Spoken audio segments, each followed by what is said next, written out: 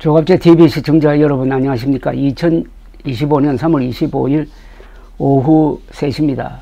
어제 MBC 방송이 뉴스를 통해서 조갑제, 정규제, 김진 세 사람은 윤석열 대통령의 탄핵을 찬성하고 있다 하는 기사를 내보냈어요. 내용이 이렇습니다. MBC는 이렇게 시작을 합니다. 법치와 상식의 가치를 무너뜨린 극우 세력, 이들의 망상적 운동에 편성하는 여당, 이제는 옳고 그름의 기준마저 흐려진 요즘, 대통령 파면은 역사의 순리라고 잘라 말하는 대표적 보수 농객들이 주목받고 있습니다.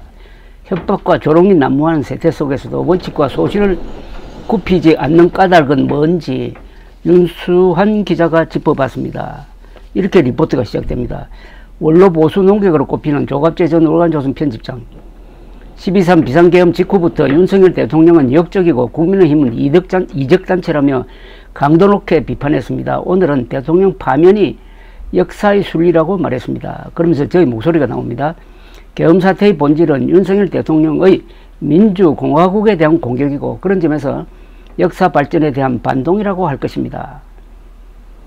리포트는 이어서 이렇게 계속됩니다. 윤석열 정권을 감싸왔던 김진 전 중앙일보 논설위원도 다른 말을 하고 있습니다. 헌법재판관들의 만장일치 파면을 장담하며 그렇게 하지 않으면 혁명 수준의 민중항쟁이 일어날 거라고 우려합니다. 김진 논설위원의 말이 이렇게 나갑니다. 8대 0으로 파면이 되는 것이 명약 관화한 것처럼 만약에 그 반대 때는 제2의 4.19가 일어나는 것은 명명백백합니다. 내란을 옹호하는 이른바 아스팔트 극우에서는 변절자, 기회주의자라고 비난하고 조롱합니다. 하지만 보수 대표 농객들의 일관된 비판은 그야말로 헌법적 상식의 귀결일 뿐입니다. 그러면서 저희 목소리가 이렇게 나옵니다. 내란 우두머리 혐의자가 대통령과 국군 통수권자를 겸하는 상황은 좀비 영화에서도 상상하기 어렵습니다. MBC 리포트는 이렇게 계속됩니다. 계엄 옹호론자들을 향하여 이념이 아닌 진영의 노예들이라고 일갈한 정규제 전 한국경제주필, 음모론 전파에 앞장서는 대통령과 극우에 잘 보이려 애쓰는 여당을 보며 독재, 파시즘의 막이 올랐다고 걱정합니다.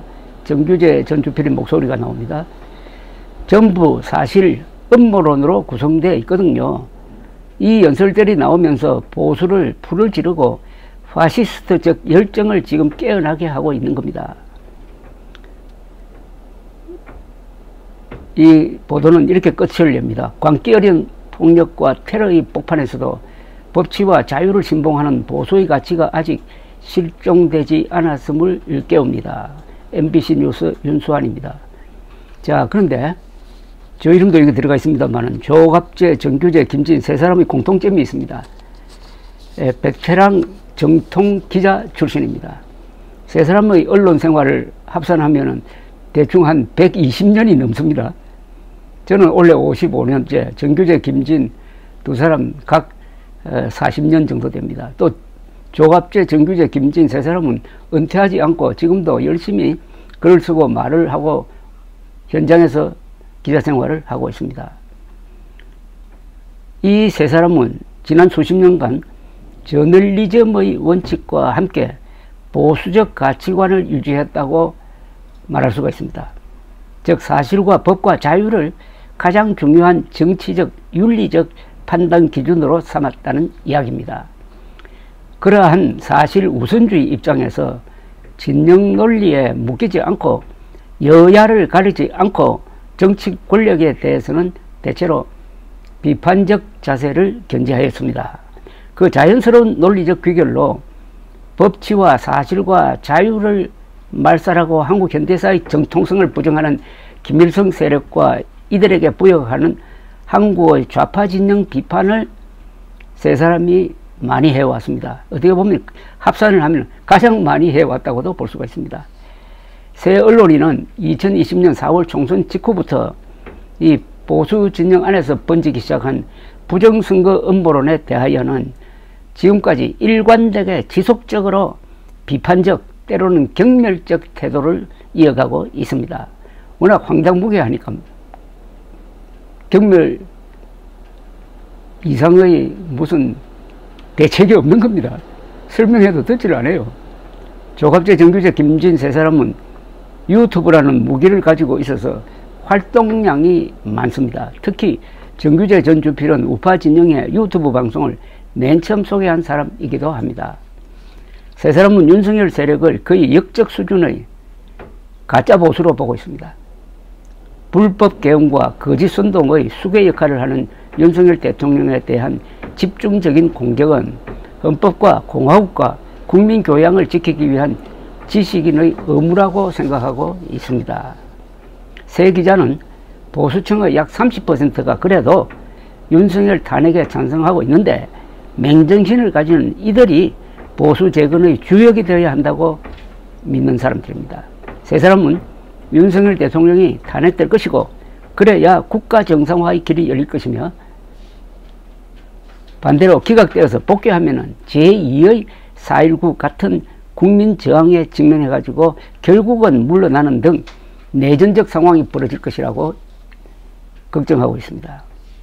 세 사람은 지금 누가 진짜 보수냐 라는 화두를 던지고 매일 공세적 메시지를 내고 있습니다.